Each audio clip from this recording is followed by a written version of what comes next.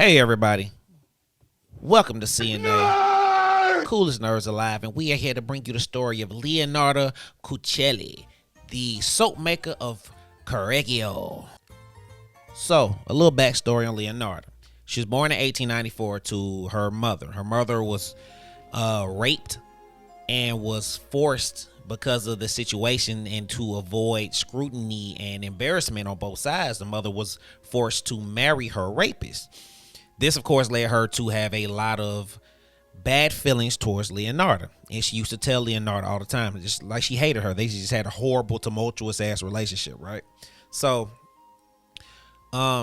she grows up and she becomes of marrying age. And the mom goes and she's like, well, I'm going to get something out of this. Because the mom was actually from a very wealthy family, but they were disowned when she became pregnant. And she wanted to, again, try to get some more money. So, she tried to marry her daughter off into a wealthy family. But Leonarda refused. She had found a guy who she felt loved her and made her feel wonderful. And she ended up marrying him. He was just a regular guy. I think he had like a post office job or some serious shit like that. The mother puts a curse on Leonarda. She tells her that she will always be unhappy, like this horrible ass curse, like some voodoo shit, like to her face, you know what I mean? And at first, Leonarda goes on about her life and she's like, nah, I'm gonna outlive this. I'm gonna go past this. I'm gonna get past this, because like the mom had wished like that none of her children would make it of like age. It was a fucked up ass curse, you know what I mean? Something you never want to tell your daughter. They end up, like, her and her husband moved to like one city, and I think if some kind of crazy earthquake happened in that city, and like everybody around them died except like them, like they survived them, and she ended up going to another city. Now when she got to the Correggio, she ended up in Correggio after this, and you know what I mean, like she started feeling like the people there kind of like welcomed her there, and it made her feel good. Now keep in mind, she still has this monkey on her back that her mom has, because as of now she's had like, hell, I don't know, 14 children. Only like 4 of them have lived past like adolescence. You know what I mean? So I think at this point, I think she now has like 3 sons. And it's, I think, 1940, 42, 19, somewhere right around like World War II area, time. But they had not, Italy at this point had not joined the war.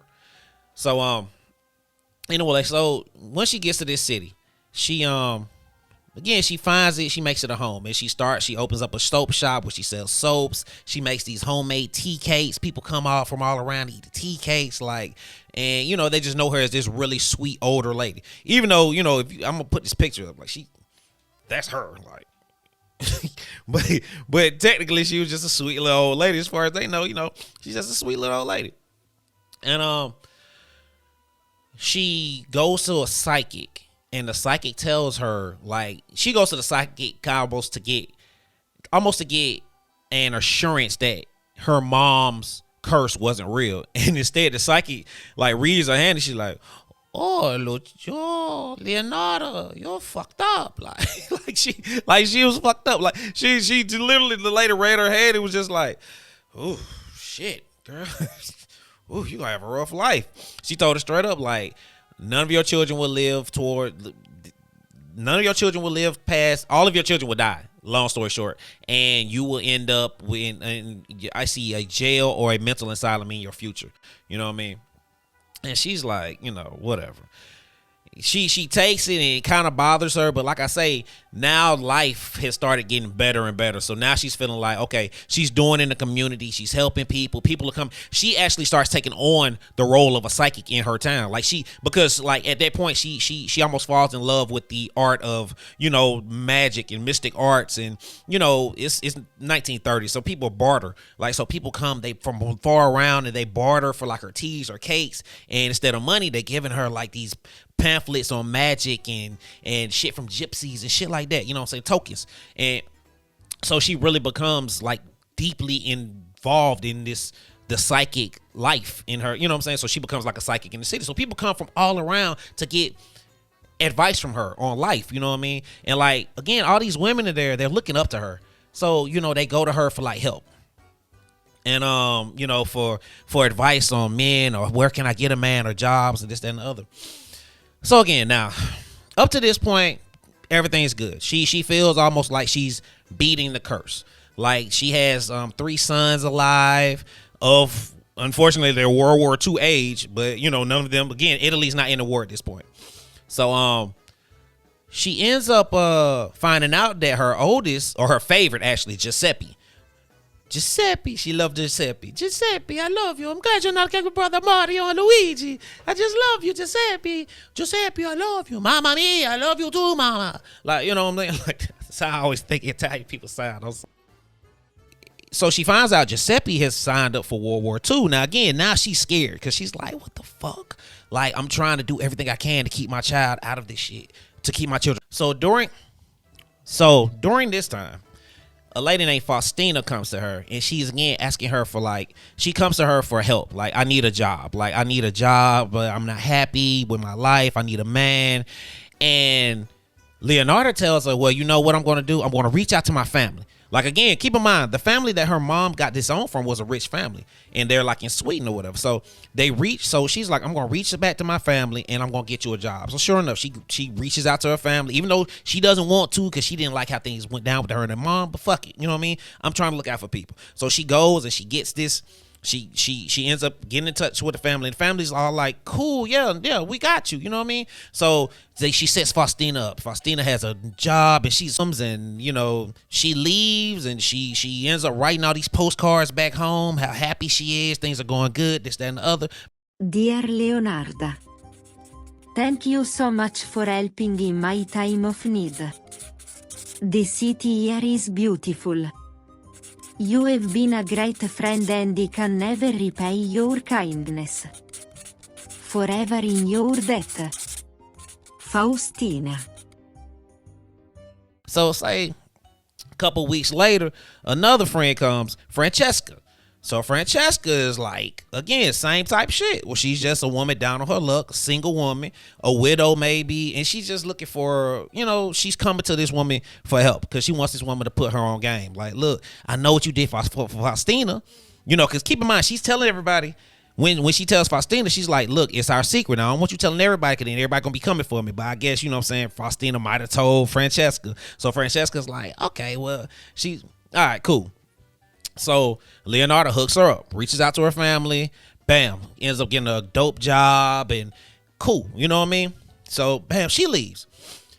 So now, maybe a month later, another friend of hers, this lady named Virginia. Now, when she first got there, Virginia was like an opera singer. She was like a real popular lady. And she kind of like took Leonarda like under her wing. With like, you know, she really introduced her to the city. So she helped her like become, you know, like, you know, favorable in the city's eyes, because, you know, she's hanging with this lady. But over the time, like, Virginia's life, it kind of like she had some bad times. I think her husband died. She was a widow now. So she reaches out to her like, hey, same type deal, like, can you hook me up? Bam, hooks her up. So she's getting postcards from all these ladies. They're happy, this, that, and the other. And one day the police come knocking. She comes to the door like, hello? And they're like, yes, Miss Leonarda, we are looking for Giuseppe. So she's like, Giuseppe, come here, Giuseppe, what is wrong? So they lock Giuseppe ass up. So they take Giuseppe straight to jail. At first, they don't even tell her what's going on. She's sitting there like, what the fuck is going on? So now she goes down to the jail. She's an old ass lady. She puts on her old cane and her little scarf and shit. So she, you know, wobbles down there and she goes in and she's just like, what's going on? And they tell her like, yeah, well, we looked into some of these ladies that you have helped and they've disappeared. Like, we haven't heard back from them. And she tells them like, well, yeah, I have postcards. And what happens is they take the postcards and kind of like trace them to where they were sent from. And which I didn't even know that technology existed in the 1930s. I don't know how ignorant I am, but they traced it and they found out it was coming from like a couple towns up from where they were at. And you know, they go and they ask the post office, like, okay, so it described the person. They described Giuseppe, like the cop knew him, because they were already kind of looking into this, because some of the family members, even though she was getting postcards and shit, the family members were like, yo, we haven't heard from Francesca or Faustina ass. Like, what the fuck going on? So they explained it to her, what's going on. And now, because her ass is scared, she don't want Giuseppe to go to jail. So now she starts to tell one of the most unbelievable stories ever. So when Faustina came to her, they had the tea cakes and the celebratory wine. The difference between their wines apparently was that hers, Faustina's, was spiked. So she tried to drug her. So she drugged her, and she was supposed to die. Well, she was supposed to either be dead or debilitated. Either way, the next step was to grab an axe and slam down to her chest, which in case would therefore end her life. But she didn't die. Even after that point, like Leonarda was like, she thought she was gonna die, but she was tough. So she ended up putting a foot on her chest and like pulling the axe out and whacking her across the head. Like, I'm sorry, it's not funny, but like this little old lady, like this little old lady right here, like, it's fucked up. So she killed her, drained her blood, cut her body up into 9 separate pieces, boiled the body down into like rendered it with caustic acid and rendered that shit into like liquid. And the goal was to make soap, but the soap never coagulated properly because Faustina was too skinny. So she's like, this skinny bitch, I gotta find another. So then Francesca ass come along, same situation. So she quote unquote hooks her up with her family, her long lost family. And same type deal. Only this time, Francesca's a little more fed. Like she's a healthy girl. So she makes good, like, she makes apparently very good soap because she ended up selling this soap. And she was like, people really love the soap. So like literally there's people in Italy at this time that's just bathing with Faustina soap. Like, you know what I mean? So because there were signs, like people used to always say there was like a smell that came from her shop or whatever, but because she's like this little old lady that everybody loves, nobody thought twice about it. You know what I mean? So anyway, so like I say, Francesca gets made in the soap. So then Virginia, which is the one I personally feel is kind of fucked up because that was her homegirl. Like her homegirl kind of like really took her under her wing, like, when she got to town. But same type of deal, she set her up with her imaginary long lost family and killed her.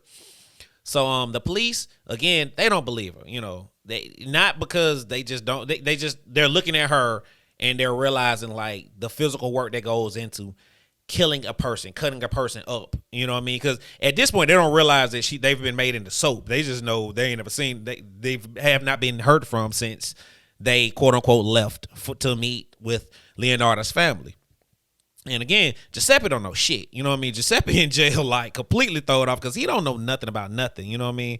Like I say, after she realizes that they're going to put Giuseppe ass in jail, she completely confesses everything. So after the trial, they she ends up becoming like the trial was huge. You know what I mean, for the day, and she like again, like she came across at first when I first heard the story, I was thinking like this, kind of sad tale of this lady, this little old lady who's just trying to look out for her son. Now again, I'm not trying to say it's okay to cut people up, turn them into soap, but I'm just saying like her backstory was I could be sympathetic to it, but the more I got to like, you listen to like the trial part of it, she was a bitch. Like she was a real evil bitch. You know what I mean? And again, it's kind of like, look at her circumstances. Like, you know what I mean? So, maybe that little old lady thing was just an act. The whole thing was just an act. So anyway, so I think she has to go to trial. I won't say she gets life, but the psychic's prediction came true. She ended up going to a psychiatric ward. But here's what didn't happen. Giuseppe ass didn't die.